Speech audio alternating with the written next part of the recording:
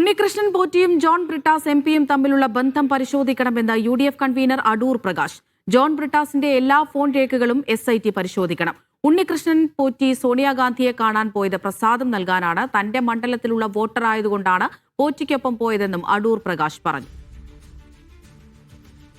BJPയും Marxist പാർട്ടിയുമായി ബന്ധപ്പെട്ടുകൊണ്ട് ഒരു പാലം പണിയാൻ വേണ്ടി നടന്ന വ്യക്തി. അദ്ദേഹം എത്രയോ പ്രാവശ്യം അദ്ദേഹത്തെ ഫോൺ ചെയ്തിരിക്കുന്നു.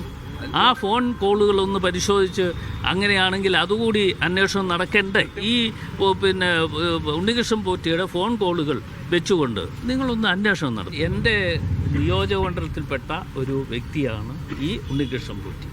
ആ ഉണ്ണികൃഷ്ണൻ പോറ്റി ആയി ബന്ധപ്പെട്ടുകൊണ്ട് ഇയാൾ കള്ളനാണെന്നോ കാട്ടുകള്ളനാണെന്നോ കൊള്ളക്കാരനാണെന്നോ അറിഞ്ഞുകൊണ്ടല്ല അയാൾ എന്നെ കാണുന്നതും പരിചയപ്പെട്ടതിന് ശേഷം അയാൾ ഇവിടെ ശബരിമലയിൽ അന്നദാനം നടത്തുന്നുണ്ട്. അതിൻ്റെ ഉദ്ഘാടനം നടത്താൻ എത്തണം എന്ന് എന്നോട് ആവശ്യപ്പെട്ടു. ഞാനവിടെ പോയി ഉദ്ഘാടനം നടത്തി ഞാൻ മടങ്ങിപ്പോന്നു. അതിനുശേഷമാണ് അവിടെ നടത്തിയ പൂജയുമായി ബന്ധപ്പെട്ടുകൊണ്ട്